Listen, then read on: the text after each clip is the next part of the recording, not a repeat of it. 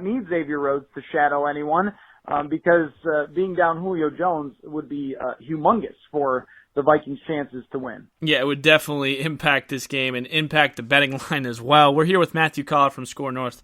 Matt, the kicking, okay? Both teams, I think the Falcons cut Giorgio Tavecchio, if I'm not mistaken, and then they bring in Blair Walsh, and we know how that eventually ended.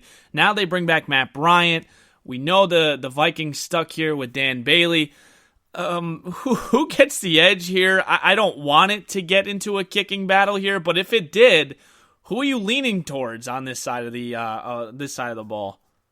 Well, I would go with Matt Bryant because he was still really good at an older age last year, whereas Dan Bailey hasn't been over the last 2 years all that effective. 75% field goal kicker, which in today's game is just pretty meh and usually gets you cut. But Dan Bailey did win a kicking competition here, and then the Vikings immediately showed that they're still not confident in him by bringing in a practice squad kicker from Buffalo. So, you could tell already that they are very anxious about this situation and how Dan Bailey's going to look. With Matt Bryant, I mean, he is on the older side, and maybe he won't be kicking any balls from 55 plus, but I think he's one of the most reliable kickers out there. And this could be a factor. I mean, when you look at these two teams and how closely matched up they are, the Falcons have the slight edge at quarterback, the Vikings have the edge at defense, and it feels like one of those games that it will come down to things like, field goals or fumbles or special teams or even field position and things like that usually, in today's game, it's kind of like who passes better than the other team and then you win. But especially with week one, with a lot of teams not using their starters much in preseason and things like that, offenses looking a little bit rusty like what we saw on Thursday night with the Packers and the Chicago Bears. I wouldn't be surprised if this ends up being a lower scoring game for two teams that expect to have very good offenses. I wouldn't be either, and that's why I asked the question. By the way, the Vikings have won their first 3 home openers at US Bank Stadium. They are 18-7 there. Matt, I actually listened to last year's audio because I wanted to see, because I'll ask you about your prediction of this season. And when I asked you, I remember I was pleasantly surprised because almost every Viking fan, and you're not a Viking fan, that's why I love you, and that's why you come on here because you're unbiased. Every Viking fan had them at 11-5, 12-4. You came on here and you said 8-8, 9-7, and you were either one game off or you were dead on. What are your thoughts here on this season? What are they going to get at? Where are they going to finish in the NFC North? Well, first I would say don't always trust my predictions because I'm wrong just like everybody else sometimes. I got to give you credit. But I appreciate that. But I would say this, that I think that they did resolve a lot of problems from last year, or at least found the best resolution possible. And that even goes down to Josh Doxson. I don't know how much he's going to play in the first game. I wouldn't be surprised if he does get 15 or 20 snaps, but even finding, as kind of lucky as they were to find it, an extra wide receiver weapon, bringing in Irv Smith as an extra tight end weapon, focusing the offense around play action and looking for throws down the field with a quarterback who's very, very accurate when it comes to throwing the ball down the field. I think that these are smarter ways of going about an offense, running a Kubiak-style offense, than it would be for what they did last year. I think a major part of why I would have predicted them as an 8-8 or 9-7 team was because I just didn't really believe in what John DeFilippo was doing there. I mean, to start the season, even you could see right away, remember the fourth quarter of opening week where Kirk Cousins, I believe, did not throw a completion in the fourth quarter, and they couldn't put San Francisco away. They had 3 and outs, and there were cracks in the foundation right away. And also, the offensive line wasn't healthy either last year. And, so far, at least in camp, the offensive line has been healthy all the way through. That can always change like anything else in the NFL, but that's a huge factor to have all 5 guys working together from the start of OTAs all the way through week 1. I think that that's big for this team. So, I mean, if I'm predicting this season, I say that they go 10-6. I think they have a really good chance to win the division, but the other thing is they have 5 primetime games, right? And the division is tough. You see the defenses that are out there in the NFC North. I think they're even better than they were last year. So, I still think everything's going to have to go right for them to win the division and be in the playoffs because it's going to be very tough in the NFC North. We're here with Matthew Coller from Score North. Yeah, and I was just looking at the schedule before we came on here. And they play the AFC West, and I think both games you wish you just could have flip-flopped the location. If the Vikings would have had the Chiefs at home, you'd say, okay, they have a chance, or the Chargers at home, you have a chance. But instead, they have to go to L.A. to play the Chargers, they got to go to Kansas City to play the Chiefs, and they get home games with the Raiders and the Broncos. So you definitely would have wanted to flip-flop that. You said the Vikings can go 10-6. If they go 10-6, Matt, last one for you, and they lose in the first round, is Zimmer gone or does he stay? Let me circle back just real quick to what you said about the schedule first. And Go. That stretch where you're talking about going to Kansas City and Dallas is involved and then Seattle is involved, these tough road games, that's why this week 1 game is so important for the Vikings to win. Because I think if you come away with a loss here, and then you're looking at a tough division and a really tough stretch later in the season, you kind of feel very behind early, even though it's just 1 game. So just to kind of piggyback on your point there. But what was the other question? The other question was, you said that the Vikings, you like them at 10-6. So I said because I think Zimmer's on the hot seat this year. If the Vikings go 10, yes, if they lose in the first round, the playoffs go 10-6, is he gone?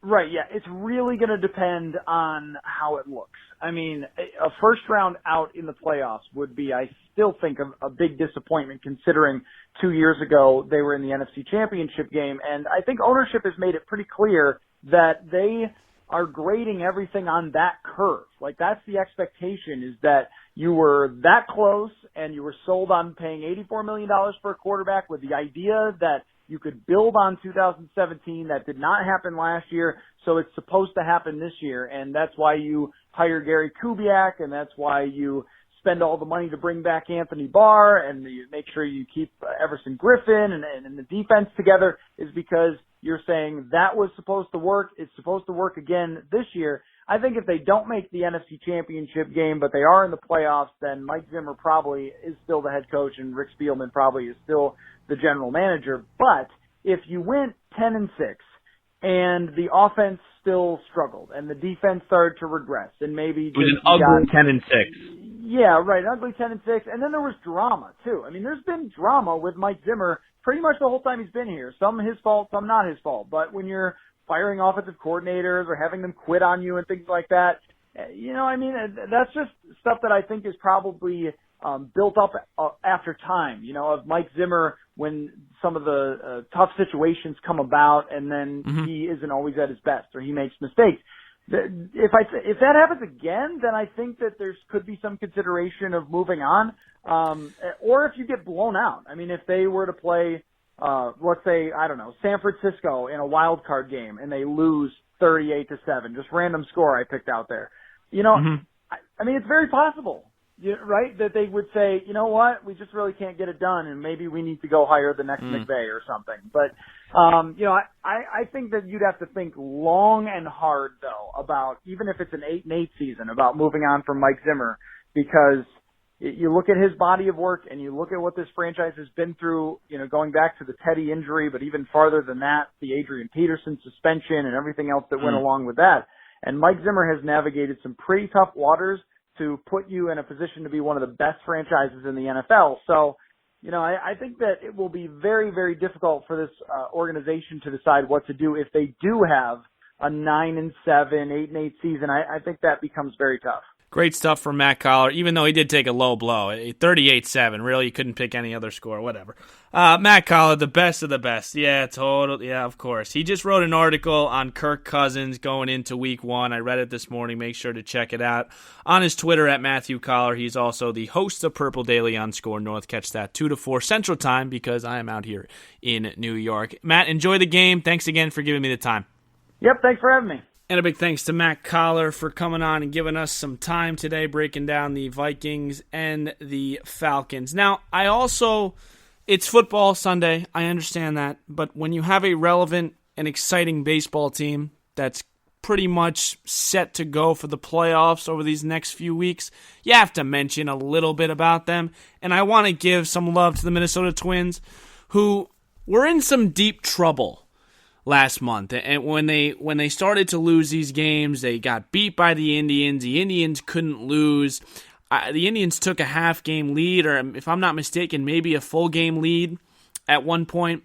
I think a lot of people said same old Twins and wrote this team off and said, you know what, they'll probably just get a wild card. But their response has been superb, and that's a credit to Rocco Baldelli.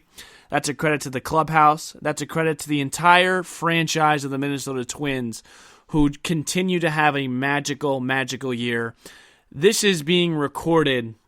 This segment is being recorded on a Friday. So last night in Boston on Thursday night, Perez pitches a gem, gives up 3 hits over 6-7 innings, and Eddie Rosario probably makes the play of the year, if I had to think. Because if I had to think plays of the year for the Minnesota Twins, a couple that come to mind is the Miguel Sano home run against the Yankees, but you ended up losing that game. You can say the Byron Buxton 2-run home run to put it into extras against the Seattle Mariners, but then that 10th inning, Seattle ended up winning that game. And then you have this particular moment in Boston where it's 2-1, runner on first, JD Martinez smacks a ball off Taylor Rogers. Rosario plays it off the wall perfectly. Runner is going from first all the way to home.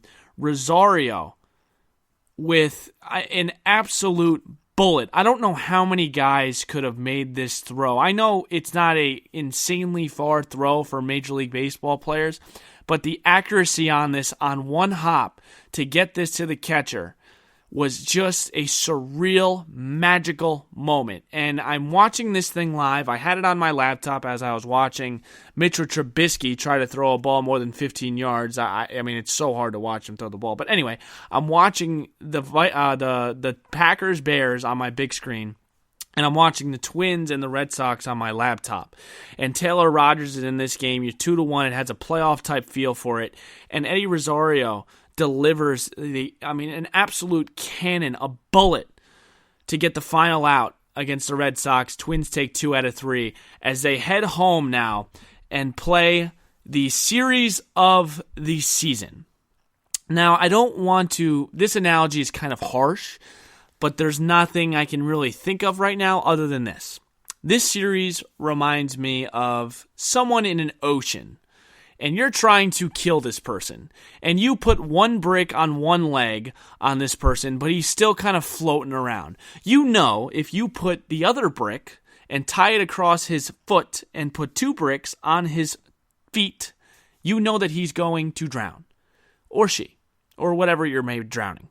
This is a perfect opportunity for the Minnesota Twins to put that other brick on their foot and drown them and say good night, goodbye, see you later, this is our division. The next 6 games, the Twins have 6 games versus Cleveland in the next 10 games. The Twins are up 6.5 right now. If you take 2 out of 3 in each of these series, even if you take 2 out of 3 in this first one, that will put the Indians to sleep. It'd be over with. AL Central champions, all that good stuff. But the Twins need to send a message, and this is a big test here. What kind of mentalities does this team have? What kind of mindset does this manager have? Because if they have a killer instinct and they're serious and they really want to show Twins fans that we mean business, go out and take 2 out of 3 against the Indians and don't give them any hope or any type of inspiration going back to Cleveland. That's what it has to be. You have to come out here and finish the job. Finish off the Indians. Put them to bed. Good night. See you later. Our division. Now, even if the Twins, say, drop 2 out of 3 in both series, listen to this final stretch for the Minnesota Twins. The Twins finish with Chicago, the White Sox, Kansas City, Detroit, and Kansas City. So the last 13 games are against the putrid AL Central, where they have dominated. And you have to assume 13 games there. You win probably 9 or 10 out of those 13, and you're pretty much, you seal it. But I don't want it to get like that. After this week, you want to be comfortable. You want to be 8.5 games up in the AL Central and wrap it up. No more wild card talk. This is going to be a 5-game series with the New York Yankees, and I cannot. Hick's Picks, that is up next year as we make our selections for NFL Sunday. All right, here we go. We are back. Hick is back. If you didn't follow the show last year, Michael